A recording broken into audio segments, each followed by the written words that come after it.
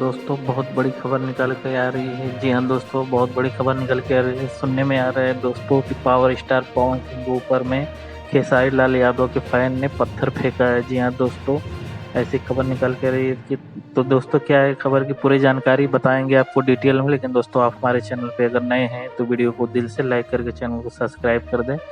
अभी हाल ही में दोस्तों बलिया में एक स्टेज शो हुआ था जहाँ पावर स्टार पवन सिंह को कुछ गाना गाते हुए स्टेज शो के दौरान देखा गया, जिसमें दोस्तों एक उधर से अंदर से ही स्टेज शो में ऑडियंस में से एक लड़का निकल के उनके ऊपर पत्थर मारता है, तो उनका आँख फूटते फूटते हुए बचा। दोस्तों दोस्तों बताया जा रहा है कि ये ढेला जो है खेसारी लाल यादव का एक फैन ने मारा है दुश्मनी के चलते। दोस्तों दोस्तों आए दिन ऐसा हादसा होते रहता है, कभी खेसारी लाल यादव के स्टेज शो पे पत्थर फेंका जाता है, कभी पावर स्टार पवन सिंह के स्टेज शो पे पत्थर फेंका जाता है।